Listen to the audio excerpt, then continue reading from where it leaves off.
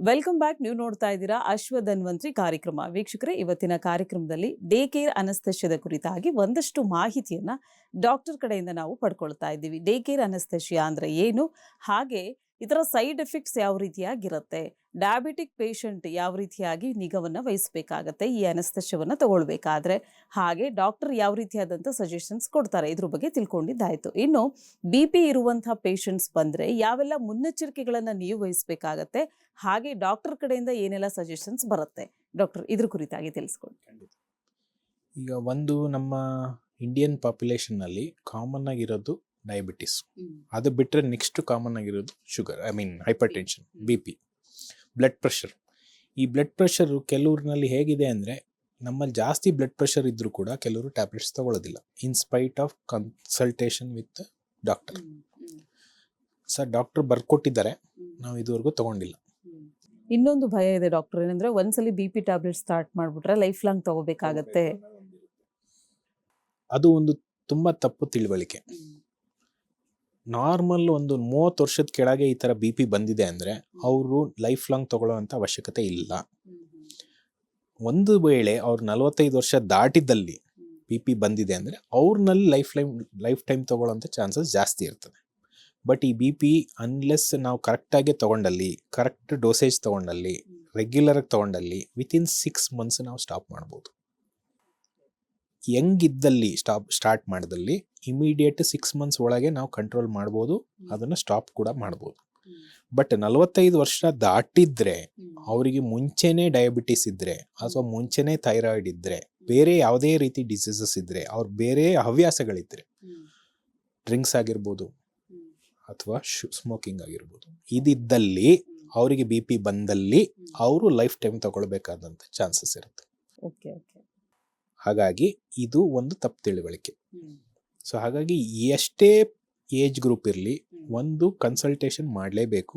ಆಮೇಲೆ ಅವ್ರು ಏನು ಹೇಳ್ತಾರೋ ಆ ಮಾತ್ರ ಡೋಸೇಜ್ ಆಗಿರ್ಬೋದು, ಅವ್ರು ಯಾವ ರೀತಿ ಫ್ರೀಕ್ವೆನ್ಸಿ ಹೇಳಿರ್ತಾರೆ ಅದು ತಗೊಳ್ಳೇಬೇಕಾಗ್ತದೆ. ಅದು ತಗೊಂಡು 100% ಕಂಟ್ರೋಲ್ ಮಾಡ್ಕೋಬೋದು, ಆಮೇಲೆ ಸ್ಟಾಪ್ ಕೂಡ ಮಾಡ್ಬೋದು. ಈಗ ಇಂಥ ಪೇಷಂಟ್ಸ್ ನಾನು ಅನಸ್ತೇಶಿಯಾಗೆ ಬಂದಲ್ಲಿ ನಾವೇನ್ ಮಾಡ್ತೀವಿ ಅಂದ್ರೆ, ಹಿಂದಿನ ದಿವಸ ಅವ್ರದ್ದು ಬ್ಲಡ್ ಪ್ರೆಷರ್ ಚೆಕ್ ಮಾಡ್ತೀವಿ. ಒಂದೊಂದ್ಸರಿ ಡಾಕ್ಟರ್ ಹತ್ರ ಬಂದಾಗಲೇ ಬ್ಲಡ್ ಪ್ರೆಷರ್ ಜಾಸ್ತಿ ಆಗಿರುತ್ತೆ ಅವ್ರದ್ದು. ನಾವೇನ್ ಮಾಡ್ತೀವಿ, ಅವಾಗ ಅವ್ರನ್ನ ಸ್ವಲ್ಪ ನಿಧಾನಕ್ಕೆ ಮಾತಾಡಿಸಿ, ಒಂದು 10 ನಿಮಿಷ ವೆಯ್ಟ್ ಮಾಡಿಸಿ, ಅವರಿಗೆ ಅವ್ರ ಫ್ಯಾಮಿಲಿ ಮೆಂಬರ್ಸ್ ಜೊತೆ ಮಾತಾಡಿಸಿ ರಿಲ್ಯಾಕ್ಸ್ ಮಾಡಿಸಿ, ಆಮೇಲೆ ಒಂದು 20 ಮಿನಿಟ್ಸ್ ಇಂಟರ್ವಲ್ ಅಲ್ಲಿ ಮತ್ತೊಂದು BP ರೀಡಿಂಗ್ ನೋಡ್ತೀವಿ, ಅಂದ್ರೆ ಬ್ಲಡ್ ಪ್ರೆಷರ್ ರೀಡಿಂಗ್ ಮತ್ತೆ ಒಮ್ಮೆ ನೋಡ್ತೀವಿ. ಇದು ನೋಡಿದ ನಂತರ ಅಲ್ಲಿ ಎಷ್ಟು BP ಬಂದಿತ್ತು ಫಸ್ಟ್ ರೀಡಿಂಗ್ ಅಲ್ಲಿ, ಇಲ್ಲಿ ಎಷ್ಟು BP ಬಂದಿದೆ, ತುಂಬಾ ವ್ಯತ್ಯಾಸ ಇದ್ದಲ್ಲಿ ಅದು ಕಂಟ್ರೋಲಬಲ್ BP ಅಂತ, ಅಂದ್ರೆ ಅದು ವೈಟ್ ಕೋಟ್ ಹೈಪರ್ ಟೆನ್ಷನ್ ಅಂತೀವಿ. ಅದಕ್ಕೆ ಡಾಕ್ಟರ್ ನೋಡಿದ ತಕ್ಷಣ ಜಾಸ್ತಿ ಆಗುವಂಥ BP ಅದು ರಿಲ್ಯಾಕ್ಸ್ ಆದಲ್ಲಿ ಕಡಿಮೆ ಆಗ್ತದೆ. ಇನ್ನೊಂದು, ತುಂಬಾ ವರ್ಷದಿಂದ BP ಇದೆ, ನಾನು ಟ್ಯಾಬ್ಲೆಟ್ ತಗೊಳ್ತಾ ಇದ್ದೀನಿ, ನನಗೀಗ ಅನಸ್ತೇಶಿಯಾ ಬೇಕು ಅಂತ ಬಂದಿರ್ತಾರೆ. ಅಂದ್ರೆ ಈಗ ಒಂದು ಶಸ್ತ್ರಚಿಕಿತ್ಸೆ ಒಳಗಾಗ್ಬೇಕು ನಾನು. ಇಂಥವ್ರನ್ನ ನಾವೇನ್ ಮಾಡ್ತೀವಿ, ಅವ್ರು ಯಾವ ಟ್ಯಾಬ್ಲೆಟ್ ತಗೋತಾ ಇದ್ದಾರೆ, ಈಗ BPಗೆ 10 ಮಾತ್ರೆ ವೆರೈಟೀಸ್ ಇದೆ, 10 ಕ್ಲಾಸಿಫಿಕೇಶನ್ಸ್ ಇದೆ. ಆ ಕ್ಲಾಸಿಫಿಕೇಶನ್ ಅಲ್ಲಿ ಯಾವ ಕ್ಲಾಸಿಫಿಕೇಶನ್ ಇವ್ರು ತಗೋತಾ ಇದ್ದಾರೆ ಅನ್ನೋದು ಒಂದು ನೋಡ್ತೀವಿ, ಎಷ್ಟು mg ತಗೋತಾ ಇದ್ದಾರೆ ಅಂತ ನೋಡ್ತೀವಿ. ಕೆಲವರು ಒಂದೇ ಟ್ಯಾಬ್ಲೆಟ್ಗೆ BP ಕಂಟ್ರೋಲ್ ಆಗ್ತಿರಲ್ಲ, ಅವರಿಗೆ ಮಿಕ್ಸ್ ಮಾಡಿರ್ತಾರೆ, 2 ಕ್ಲಾಸಿಫಿಕೇಶನ್ ಮಿಕ್ಸ್ ಮಾಡಿ ಅಥವಾ 3 ಕ್ಲಾಸಿಫಿಕೇಶನ್ ಮಿಕ್ಸ್ ಮಾಡಿ ಕೊಟ್ಟಿರ್ತಾರೆ. ಸೊ ಇದನ್ನೆಲ್ಲ ನೋಡಿ ಅವ್ರು ಏನಾರ ಮಧ್ಯೆ ಡಿಸ್ಕಂಟಿನ್ಯೂ ಮಾಡಿದ್ರ, ಮತ್ತೆ ರೀಸ್ಟಾರ್ಟ್ ಮಾಡಿದಾರ, ಅಥವಾ ರೆಗ್ಯುಲರ್ ಆಗಿ ತಗೋತಾ ಇದ್ದಾರಾ, ಇದು ಎಷ್ಟು ವರ್ಷದಿಂದ ಇದೆ, ಇದೆಲ್ಲ ನೋಡಿಕೊಂಡು ನಾನು ಒಂದು ಬ್ಲಡ್ ಪ್ರೆಷರ್ ಮಾಡಿಕೊಂಡು, ಆಮೇಲೆ ಇದಕ್ಕೂ ಕೂಡ ಹಾರ್ಟ್ ಡಿಸೀಸ್ ಏನಾರು ಇದೆಯಾ, ಯಾಕೆಂದರೆ ಬ್ಲಡ್ ಪ್ರೆಷರ್ಗೂ ಹಾರ್ಟ್ಗೂ ತುಂಬಾ ಕನೆಕ್ಷನ್ ಇದೆ. ಹಾಗಾಗಿ ನಾನು ಹಾರ್ಟಿನ ಕಂಡೀಷನ್ ನೋಡಬೇಕು. ಒಂದು ಅದೇಂಗೆ ಗೊತ್ತಾಗುತ್ತೆ ಅಂದರೆ ECG, 12 ಲೀಡ್ ECG ಅನ್ನೋದ್ರಲ್ಲಿ ಗೊತ್ತಾಗ್ತದೆ ಹಾರ್ಟ್ ಕಂಡೀಷನ್ ಪ್ರೆಸೆಂಟ್. ಇನ್ನೊಂದು ಹಾರ್ಟ್ ಬೀಟ್ ಕರೆಕ್ಟಾಗಿ ಆಗ್ತಾ ಇದೆಯಾ, ಈ ಕಂಡೀಷನ್ ನೋಡೋದು ಎಕೋಕಾರ್ಡಿಯೋಗ್ರಫಿ, ಅಂದರೆ ಅಲ್ಟ್ರಾಸೌಂಡು ಜಸ್ಟ್ ಹಾರ್ಟಿಗೆ ಇಟ್ಬಿಟ್ಟು ನೋಡೋದು, ಅದನ್ನ ಎಕೋಕಾರ್ಡಿಯೋಗ್ರಫಿ. ಅದು ಎಲ್ಲರೂ ಮಾಡ್ತಾರೆ, ಮೆಡಿಸಿನ್ ಅವರು ಮಾಡ್ತಾರೆ, ಅಂದರೆ ಸಾಮಾನ್ಯ ಒಬ್ರು ಡಾಕ್ಟ್ರು ಕೂಡ ಮಾಡ್ಬೋದು, ಕಾರ್ಡಿಯಾಲಜಿಸ್ಟು ಮಾಡ್ಬೋದು, ಇನ್ನು ನಮ್ಮ ಅನಸ್ಥೆಟಿಸ್ಟು ಮಾಡ್ಬೋದು. ಸೊ ಈ 3 ಜನ ಮಾಡೇ ಮಾಡ್ತಾರೆ. ನಾವು ಅದಕ್ಕೆ ಯಾವುದೇ ರೀತಿ ಸರ್ಜರಿಗೆ ಮುಂಚೆ ಅದನ್ನ ನೋಡಿರ್ತೀವಿ, ಬ್ಲಡ್ ಪ್ರೆಷರ್ ಕಂಟ್ರೋಲಲ್ಲಿ ಇದೆಯಾ ಅಂತ. ಇನ್ನೊಂದು, ಮಾರನೇ ದಿವಸ ಇವತ್ತು ಅಡ್ಮಿಟ್ ಆದರೆ ಪೇಷಂಟು, ನಾನು ನಾಳೆ ಬೆಳಗ್ಗೆ ಇನ್ನೊಂದು ಬ್ಲಡ್ ಪ್ರೆಷರ್ ನೋಡ್ತೀನಿ. ಯಾಕೆಂದರೆ morning blood pressure correct blood pressure ಇರುತ್ತೆ. ಈಗ ನಿದ್ರೆ ಅವಸ್ಥೆಯಿಂದ ಎದ್ದು ಕೂತ ಮೇಲೆ ನಾವು ಇನ್ನೊಂದು ಬ್ಲಡ್ ಪ್ರೆಷರ್ ಚೆಕ್ ಮಾಡ್ತೀವಿ. ಸೊ ಅಲ್ಲಿ ಕಂಟ್ರೋಲ್ ಎಷ್ಟಿರಬೇಕು, 140ರಿಂದ 140 ಒಳಗಿರಬೇಕು ಸಿಸ್ಟೋಲಿಕ್ ಬ್ಲಡ್ ಪ್ರೆಷರ್. 90 ಕೆಳಗೆ ಡಯಾಸ್ಟೋಲಿಕ್ ಬ್ಲಡ್ ಪ್ರೆಷರ್. ಈಗ ನಾರ್ಮಲ್ ಅಂದರೆ 120 to 140 systolic blood pressure, 80 to 90 diastolic blood pressure. ಈಗ ನೀವು ನೋಡಿರ್ಬೋದು ಸಾಮಾನ್ಯವಾಗಿ 120/80 ಅಂತ ಬರೆದಿರ್ತಾರೆ. 120 ಅಂದರೆ ಸಿಸ್ಟೋಲಿಕ್ ಬ್ಲಡ್ ಪ್ರೆಷರ್ ಮೇಲಿಂದ ಏನಿದೆಯೋ, ಇನ್ನೊಂದು 80 ಅಂತ ಏನು ಬರ್ತದೆ ಡಯಾಸ್ಟೋಲಿಕ್ ಬ್ಲಡ್ ಪ್ರೆಷರ್. ಸೊ ಇವೆರಡು 140/90 ಒಳಗಿರಬೇಕು. ಇದ್ದಲ್ಲಿ ಇದು ಕಂಟ್ರೋಲ್ಡ್ ಹೈಪರ್ ಟೆನ್ಷನ್. ನಾರ್ಮಲ್ ಪೇಷಂಟ್ಸ್ಗೂ ಅಷ್ಟೇ 140/90 ಒಳಗೇ ಇರಬೇಕು. ಟ್ಯಾಬ್ಲೆಟ್ ತೊಗೊಂಡಾಗ್ಲೂ ಇಷ್ಟರೊಳಗೆ ಇರಬೇಕು. ಇದ್ರ ಮೇಲ್ಪಟ್ಟಿದೆ ಅಂದರೆ ಕೆಲವ್ರಲ್ಲಿ 160/100 ಇರುತ್ತೆ, 170/100 ಇರುತ್ತೆ. ಇಂಥವ್ರಲ್ಲಿ ನಾವು ಅನಸ್ತಿಷ್ಯ ಕೊಡೋಕೆ ಬರೋದಿಲ್ಲ. ಕೊಟ್ಟರೆ ಏನಾಗುತ್ತೆ ಅಂದರೆ BP ಸಡನ್ನಾಗೆ ಬೀಳ್ತದೆ. OT ಒಳಗಡೆ 120/80 ಇದ್ದಿದ್ದು ಸಡನ್ನಾಗೆ 60/40 ಬಂದ್ಬಿಡುತ್ತೆ. ಇದು ಚಾನ್ಸಸ್ಸು ಜಾಸ್ತಿ. ಅಂದರೆ ಹೈಪೋಟೆನ್ಷನ್ ಅಂತ ಏನು ಹೇಳ್ತೀವಿ, ಬ್ಲಡ್ ಪ್ರೆಷರ್ ಸಡನ್ ಕಡಿಮೆ ಆಗೋದು. ಅಥವಾ ಕೆಲವ್ರಲ್ಲಿ ಡಬಲ್ ಟ್ಯಾಬ್ಲೆಟ್ಸ್ ತೊಗೊಳ್ತಿರ್ತಾರೆ, ಅವ್ರದ್ದು ಕಂಟ್ರೋಲ್ ಇಲ್ಲ ಅಂದಲ್ಲಿ ನಾವು ಅನಸ್ತಿಷ್ಯ ಕೊಟ್ಟಾಗ ಒಂದೇ ಸರಿ BP 200/110 ಈ ಥರ ಆಗ್ಬಿಡ್ತದೆ. ಸೊ ಒಂದು ಹೈಪೋಟೆನ್ಷನ್ ಆಗಿರ್ಬೋದು, ಇನ್ನೊಂದು ಹೈಪರ್ ಟೆನ್ಷನ್. ಈ ಎರಡು ವಿಧಾನಗಳನ್ನು ನಾವು ಈ BP ಪೇಷಂಟ್ಸ್ನಲ್ಲಿ ನೋಡ್ತೀವಿ. ಅಂದರೆ ಅನ್ಕಂಟ್ರೋಲ್ಡ್ ಇದ್ದಲ್ಲಿ. ಕಂಟ್ರೋಲ್ಡ್ ಇದ್ದಲ್ಲಿ ಇದನ್ನು ನಾವು ಕಂಟ್ರೋಲ್ ಮಾಡ್ಕೋಬೋದು ಒಂದು ವೇಳೆ ಆದಲ್ಲಿ. ಈಗ ಸಪೋಸ್ ನಾನು BP ರೆಗ್ಯುಲರ್ ಆಗಿ ಟ್ಯಾಬ್ಲೆಟ್ಸ್ ತೊಗೊಳ್ತಾ ಇದ್ದೀನಿ, ನನ್ನ BP 140/90 ಒಳಗೇ ಇದೆ ಅಂದ್ರೂ ನಾನು ಏನು ಹೇಳಿದೆ, ಹೈಪೋಟೆನ್ಷನ್ ಆಗಿರ್ಬೋದು, ಹೈಪರ್ ಟೆನ್ಷನ್ ಆಗಿರ್ಬೋದು, BP ಕಡಿಮೆ ಆಗ್ಬೋದು, BP ಜಾಸ್ತಿ ಆಗ್ಬೋದು, ಇದು ಆಗುವಂಥ ಚಾನ್ಸಸ್ ಇರುತ್ತೆ. ಬಟ್ ನಾನು ಮೆಡಿಸಿನ್ಸ್ ಕೊಟ್ಟು ಅದನ್ನು ಕಂಟ್ರೋಲ್ ಮಾಡಬಹುದು. ಅನ್ಕಂಟ್ರೋಲ್ಡ್ ಇದ್ದರೆ ನಾನು ಮೆಡಿಸಿನ್ ಕೊಟ್ಟರು ಕಂಟ್ರೋಲ್ ಮಾಡ್ಲಿಕ್ಕೆ ಆಗೋದಿಲ್ಲ, ಸಡನ್ ಕಾರ್ಡಿಯಾಕ್ ಅರೆಸ್ಟ್ ಆಗುವಂಥ ಚಾನ್ಸಸ್ ಇರುತ್ತೆ. ಸೊ ಹಾಗಾಗಿ ಡಯಾಬಿಟಿಕ್ಕು ಮತ್ತು ಶುಗರ್ ಇದ್ದಿದ್ದಂಥ ಪೇಷಂಟ್ಸು ಅಥವಾ BP ಇದ್ದಂಥ ಪೇಷಂಟ್ಸಲ್ಲಿ ಇದು ಕಾಮನ್ ಆಗೋಂಥ ಚಾನ್ಸಸ್ ಜಾಸ್ತಿ ಇರ್ತದೆ. ಹಾಗಾಗಿ ಕಂಟ್ರೋಲ್ ಮಾಡಿಕೊಂಡು ತಗೊಳ್ಳೋದು ಯಾವತ್ತೂ ಒಳ್ಳೆಯದು.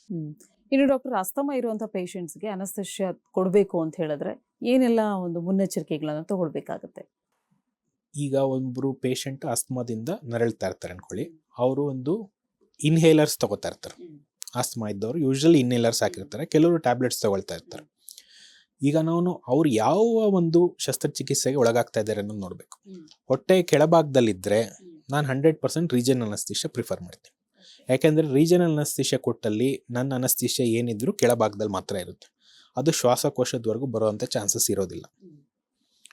ಜನರಲ್ ಅನಸ್ತಿಷ್ಯ ಕೊಟ್ಟಂಥ ಪರಿಸ್ಥಿತಿನಲ್ಲಿ ಇದು ಶ್ವಾಸಕೋಶದಲ್ಲಿ ನಾವು ಇನ್ವಾಲ್ವ್ಮೆಂಟ್ ಆಗಬೇಕಾಗ್ತದೆ.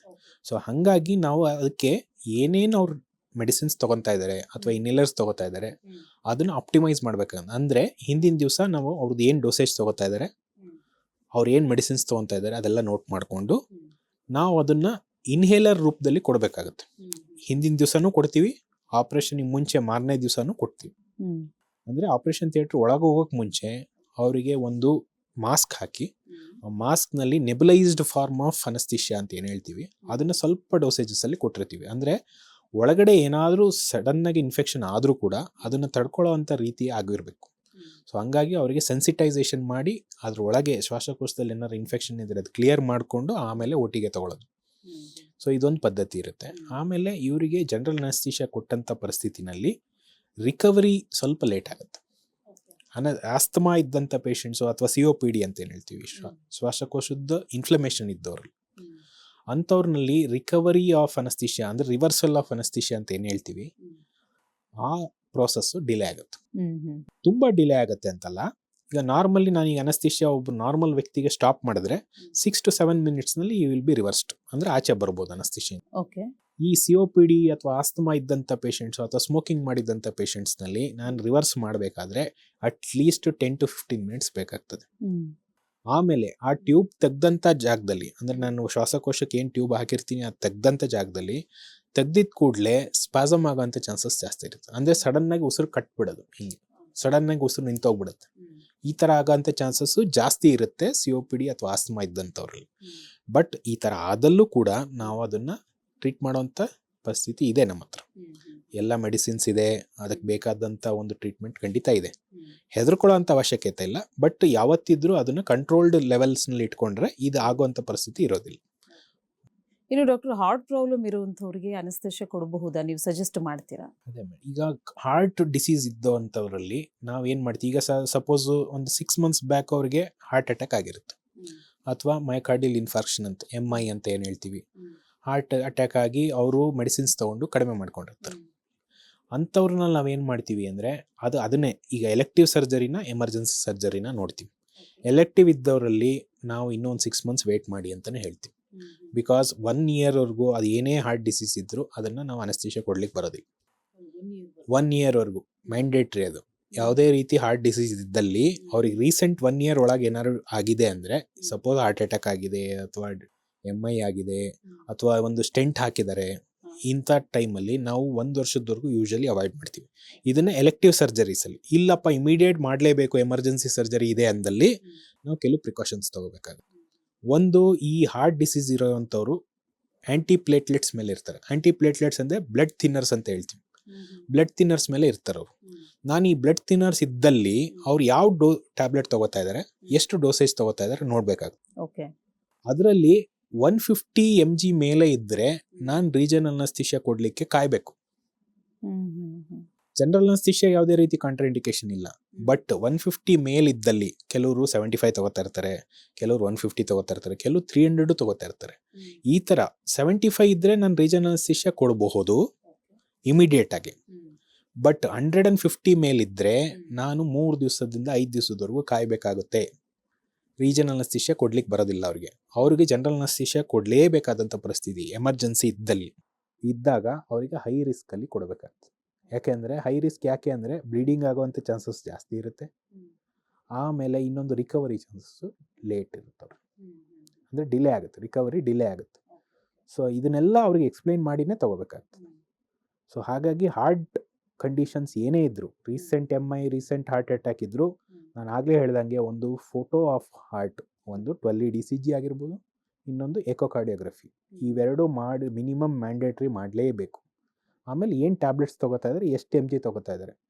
ಇದು ಎಮರ್ಜೆನ್ಸಿ ಸರ್ಜರಿನ ಎಲೆಕ್ಟಿವ್ ಸರ್ಜರಿನ. ಎಲೆಕ್ಟಿವ್ ಸರ್ಜರಿ ನಾನು ಆಗಲೇ ಹೇಳಿದಾಗೆ 1 ವರ್ಷ ಮಿನಿಮಮ್ ಕಾಯಲೇಬೇಕು. ಆದರೆ ಇಮಿಡಿಯೇಟ್ ಎಮರ್ಜೆನ್ಸಿ ಸರ್ಜರಿ ಇದ್ದರೆ ನಾನು ಇಮಿಡಿಯೇಟಾಗಿ ತೊಗೋಬೋದು. ಬಟ್ ರೀಜನಲ್ ಅನಸ್ತೇಷಿಯಾ ಅವಾಯ್ಡ್ ಮಾಡ್ತೀನಿ if tablets more than 150 mg ಇದ್ದರೆ. ಇಲ್ಲ ಅಂದರೆ ನಾನು ಅದನ್ನು ಕಾಯ್ಬೋದು, ಒಂದು 3-4 days ಕಾಯ್ಬೋದು. ಅಂದರೆ at least 3 days stop of tablets ಮಾಡಿ ಆಮೇಲೆ ಒಂದು ಬ್ಲಡ್ ಟೆಸ್ಟ್ ಮಾಡಿ ಹಾರ್ಟ್ ಕಂಡೀಷನ್ ನೋಡ್ಕೊಂಡು ಅನಸ್ತೇಷಿಯಾ ಕೊಡೋದು. ಓಕೆ. ಇನ್ನು ಡಾಕ್ಟರ್, ಇಲ್ಲಿ ಏಜ್ ಲಿಮಿಟ್ ಅನ್ನೋದೇನಾದರೂ ಮ್ಯಾಟ್ರ್ ಆಗುತ್ತಾ, ಡೋಸೇಜ್ ಮ್ಯಾಟ್ರ್ ಆಗುತ್ತಾ? ಯಾವುದೇ ರೀತಿ ಏಜ್ ಲಿಮಿಟ್ಗೂ ಈ ಡೋಸೇಜಸ್ಗೂ ಮ್ಯಾಟ್ರ್ ಆಗೋದಿಲ್ಲ.